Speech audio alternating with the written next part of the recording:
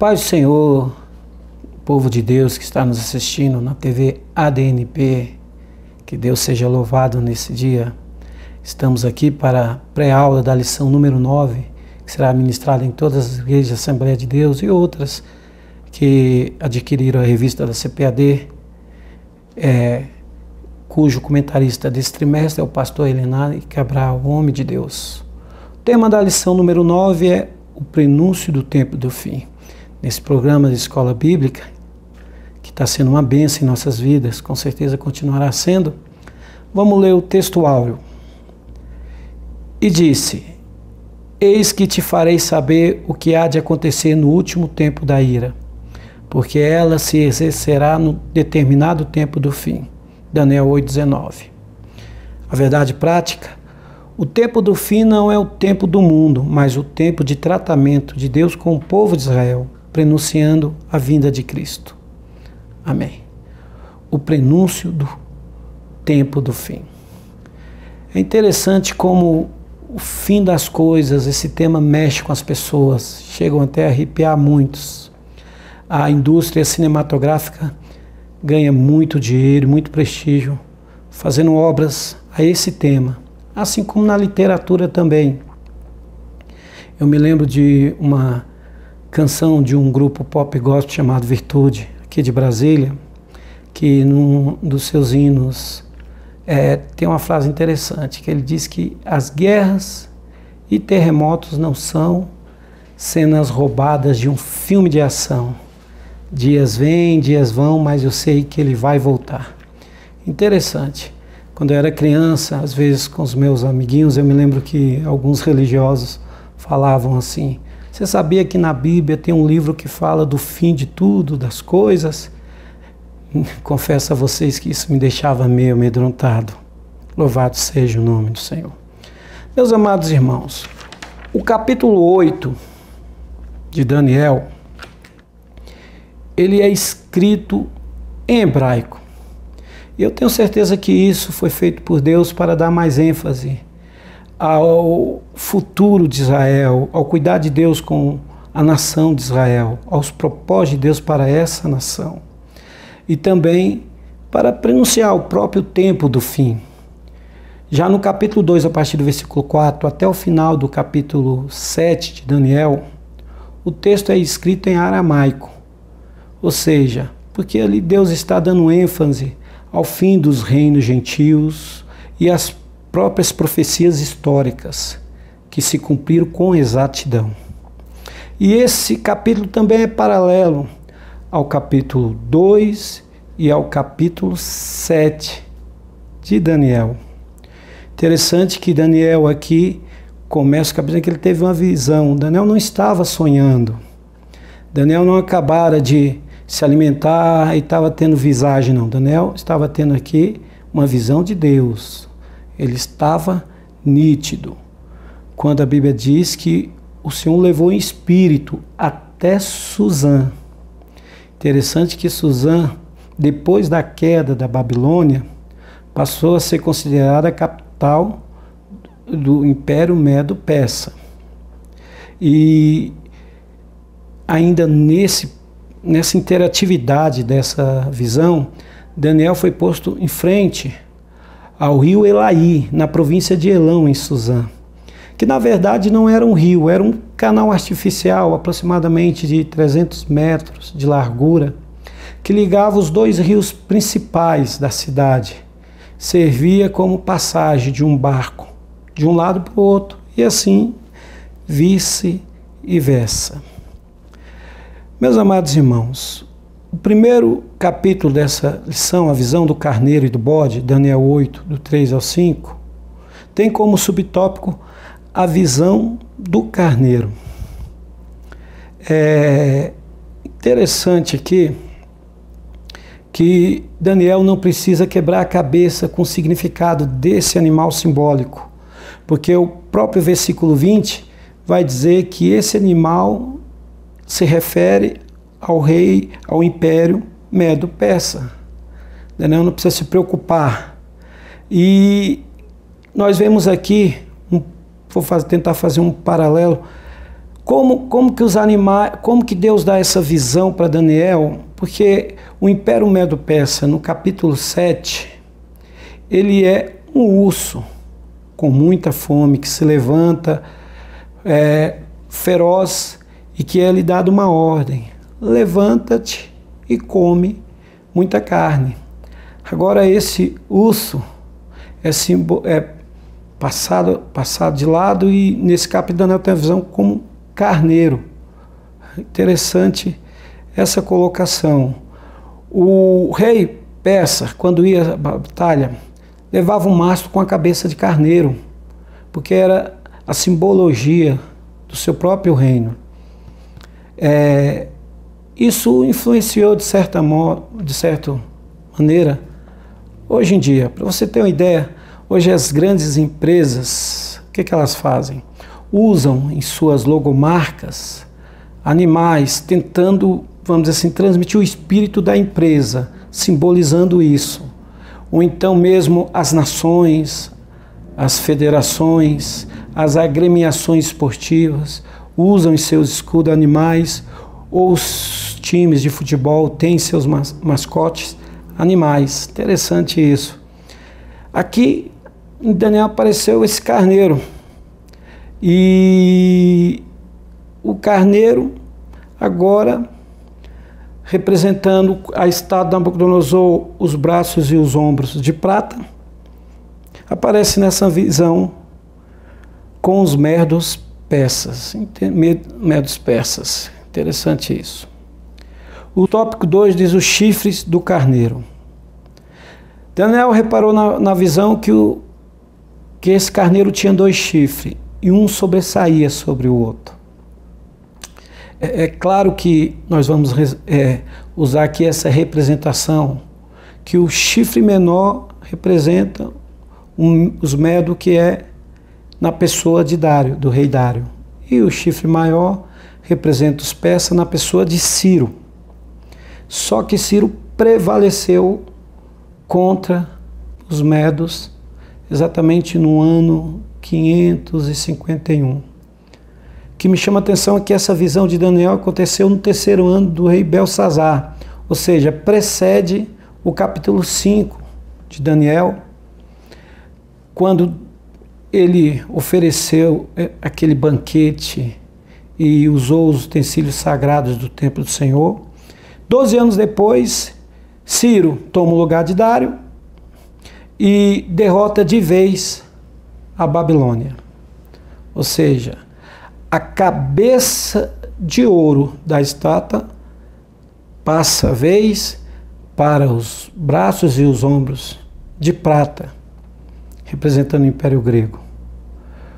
O urso feroz devora o leão com asas de águia. O tópico 3 diz a visão do bode. Meus amados irmãos, o capítulo 8, do versículo 5 ao 8, agora Daniel, tendo essa interatividade com a sua visão, ele repara que um bode se aproxima rapidamente sem que seus cascos toquem ao chão. Interessante que o bode é uma representação de força e autoridade. Muitas seitas usam bodes como símbolos ou em sacrifícios, seitas até satânicas. E esse bode representa aqui o Império Grego, que vem com muita força. Assim como o carneiro, parece que os animais agora, do capítulo 7 para o versículo 8, acontece assim, vamos dizer, uma diminuição, porque os animais não são mais ferozes, não estão mais famintos, são animais mais frágeis. Mas o carneiro, representando o Império Medo-Persa, ele é teimoso, ele não oferece resistência. E ele dá marradas para trás, menos para o leste, como diz no versículo 21. Eles são animais grotescos, são animais ríspidos. Então isso é interessante, a simbologia. Já o bode, que representa essa autoridade e força, se arremeteu contra o carneiro e quebrou os seus 2 chifres e o feriu e o pisoteou e o humilhou e praticamente exterminou o carneiro.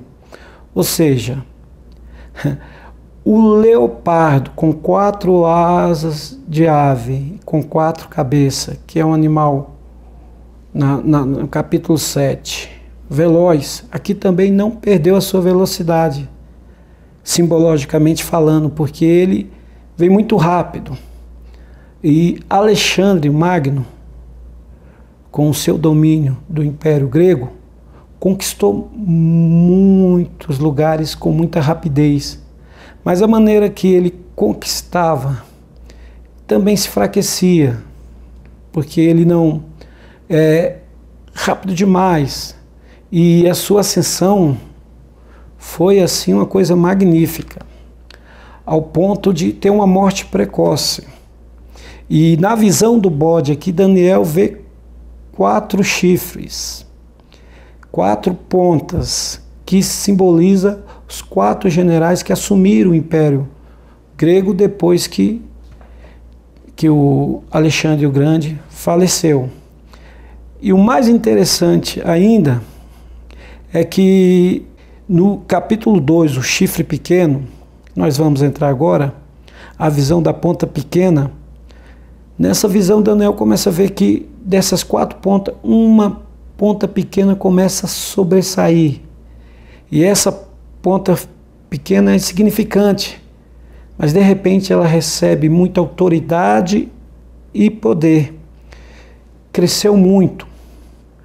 E nós aqui começa a entrar em cena aqui, para os historiadores, que nós sabemos através da história, a pessoa de Antíoco Epifânio, que foi um perseguidor do povo de Deus, que veio da dinastia Seleucida e se engrandeceu muito.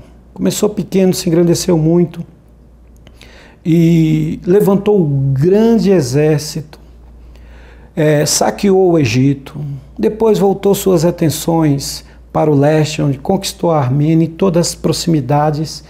E como diz a visão aqui, ele direcionou para a Terra Formosa. Depois ele invadiu Canaã, invadiu Jerusalém e lá oprimiu severamente o povo de Deus. Esse capítulo 2, o subtópico, a visão da ponta pequena, representa isso. Já o subtópico 2, a ultrajante atividade desse rei contra Israel.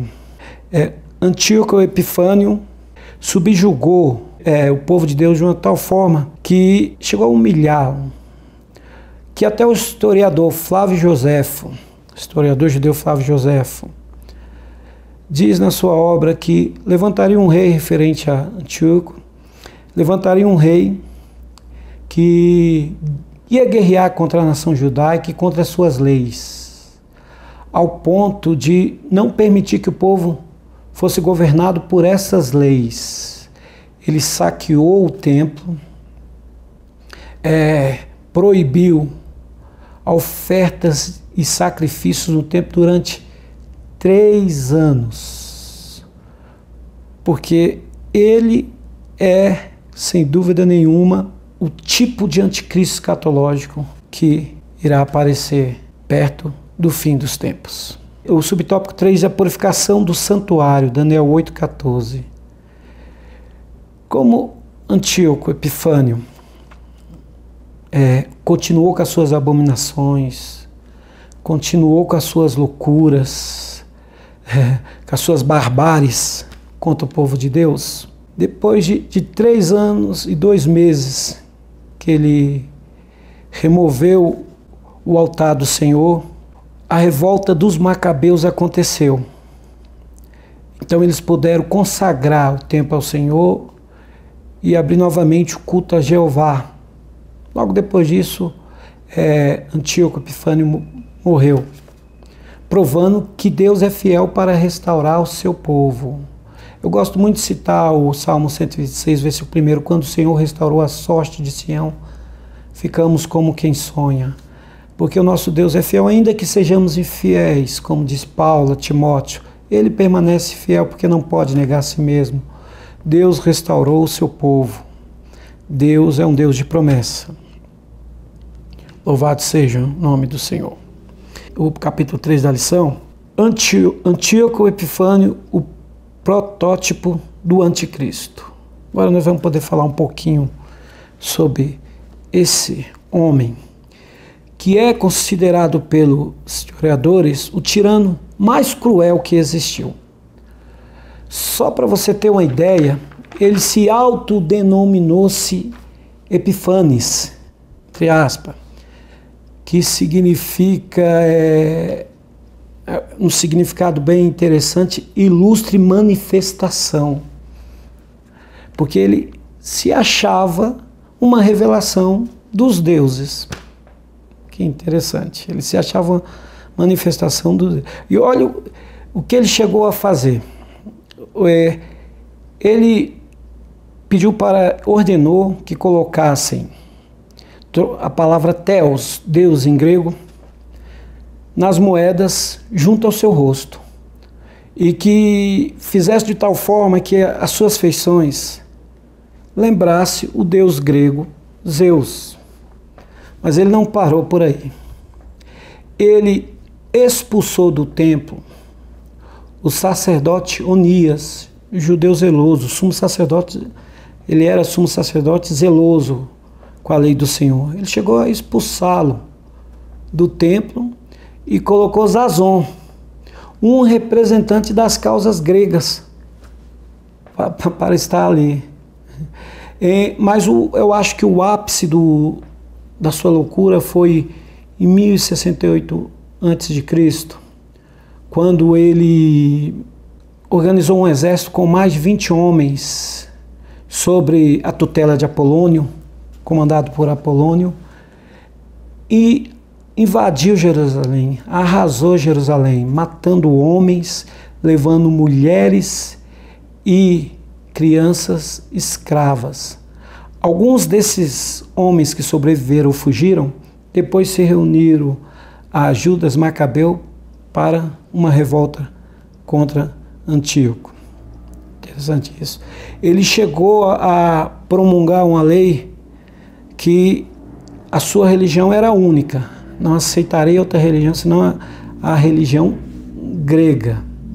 Ele proibiu os judeus de guardarem o sábado, de observarem leis alimentares levíticas e de praticarem qualquer ato em adoração a Deus.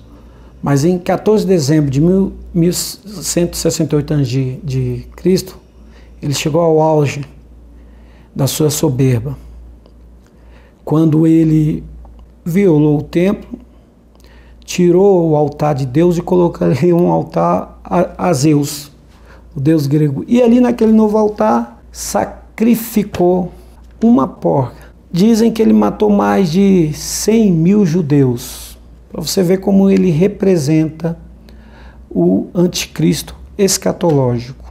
O subtópico 2 da lição diz a visão do anjo Gabriel, Daniel 8,16. Acontece uma coisa interessantíssima aqui. Eu quero até poder entender um pouco melhor. A visão do anjo Gabriel. Gabriel aqui tem um propósito de explicar essa visão para Daniel. Mas essa não é a primeira vez. Essa é a primeira vez, mas não é a única que acontece na Bíblia. Em Lucas capítulo 1, esse mesmo anjo aparece a Zacarias, pai de João Batista, que seria o arauto do Messias. E depois de 6 meses de gestação de Isabel, esposa de Zacarias, ele aparece na Galileia, na cidade de Nazaré, a uma jovem virgem e a um certo homem da casa de Davi, José. A jovem Virgem Maria e a José, da casa de Davi. Parece que aqui eu quero fazer essa colocação para ajudar no entendimento. Gabriel, ele, quando aparece ao pai de João Batista Zacarias, Você se lembra que Jesus vai dizer que João Batista foi o último profeta nascido de mulher. É como Gabriel apresentou e explicou a visão para Daniel, aqui Gabriel apresenta a anunciação de Deus. O tempo da lei se acaba aqui e começa a graça de Deus, porque ele anuncia o nascimento do Messias, ele anuncia o nascimento de Cristo. Então não é mais anunciando animais, carneiro, bode, e sim aquele que o próprio João Batista iria dizer: eis o Cordeiro de Deus que tira o pecado do mundo. Está aberta a era da graça. Que coisa maravilhosa. O subtópico 3 é o tempo do fim. Esse tempo do fim aqui é uma alusão ao final do exílio até a segunda vinda de Cristo, o Messias prometido. Interessante que alguns profetas chamam de o dia da grande tribulação de Jacó, ou o dia do Senhor, onde haverá a manifestação do anticristo, que vai se opor a Deus e ao povo de Deus, que vai se levantar contra tudo que vem de Deus. Não é o fim em si, mas é o tempo do fim, né? Mas também prenuncia que o reino do Messias nunca terá fim. O reino do anticristo, sim, esse terá um fim. Esse não vai perdurar para sempre. Eu queria aqui fazer um paralelo entre Antíoco e o anticristo. É bom, é interessante fazer isso, para nós enriquecermos até o nosso conhecimento. Olha só que interessante. Antíoco se levantou contra Deus. O anticristo também se levantará contra Deus. Antíoco blasfemou e falou coisas arrogantes contra Deus. O anticristo também assim o fará. Antíoco perseguiu o povo de Deus. O anticristo também irá perseguir o povo de Deus. Antíoco resistiu ao remanescente fiel a Deus. O anticristo também vai encontrar essa resistência ao remanescente fiel a Deus. Antíoco tentou obrigar a todos a ter uma só religião, a sua religião. O anticristo também assim o fará. Antíoco tinha grande prestígio. Começou pequeno, mas depois recebeu grande força. Assim também é com o anticristo. Antíoco foi derrotado por um redentor, Judas Macabeu, autor da revolta dos Macabeus. O anticristo também vai ser derrotado com a vinda do Redentor, Jesus Cristo, o Messias, o Filho de Deus vivo, aquele que era, aquele que é e aquele que há de vir para todo sempre. Meus amados irmãos, nessa lição maravilhosa, como Deus é soberano e tem um controle de tudo em suas mãos. Como o próprio capítulo 2 de Daniel diz, versículo 22, que Ele revela o que está escondido, conhece o que está em trevas, porque com Ele mora a luz. Assim é o nosso Deus, que sabe o futuro, que sabe o ontem, o hoje e o depois, e que o seu reino não terá fim, vai ser para todo sempre. Essa lição nos ensina, nos dá isso de tão maravilhoso. Ela é tão rica que nos mostra como Deus mostra as coisas com exatidão. Como Deus é um Deus que não perdeu as rédeas das coisas. Ele faz como lhe apraz e Ele virá. O anticristo será derrotado. O povo de Deus será honrado. O povo de Deus que foi tão perseguido, o povo de Deus que vai ser tão perseguido, mas que não esquecido por Deus. O profeta Daniel, depois dessa visão, ficou muito doente, que a visão foi muito profunda. Ele mesmo chega a dizer: essa visão é muito maravilhosa, me deixou extasiado e me deixou debilitado. Mas o livro vai dizer que ele permaneceu fiel a Deus, trabalhando e não esquecendo das coisas que Deus o revelou.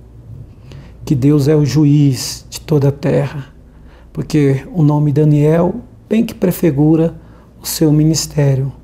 O Senhor é o meu juiz. Meus amados irmãos, que nesse dia maravilhoso, que nessa lição maravilhosa, Deus possa te inspirar, te abençoar. Eu louvo a Deus pela sua vida, eu louvo a Deus pelo seu ministério, eu louvo a Deus por tudo que Deus fez e com certeza continuará fazendo. O princípio do tempo do fim é apenas um sinal de Deus para a vitória da igreja, para a vitória do povo de Deus, porque o nosso Deus é vitorioso. Ele vem, em breve Ele vem. Não se preocupe com as lutas, com as dificuldades. Lembre-se, o seu Deus tem o controle do tempo em suas mãos. O Filho de Deus, o Messias prometido, virá na sua segunda vinda e destruirá o anticristo e todas as suas obras, porque o profeta Isaías profetizou que um dos seus nomes será Pai da Eternidade. E nós estaremos nessa eternidade ao lado do nosso Deus. Mais uma vez, que Deus os abençoe poderosamente e até a próxima lição, se assim Deus permitir.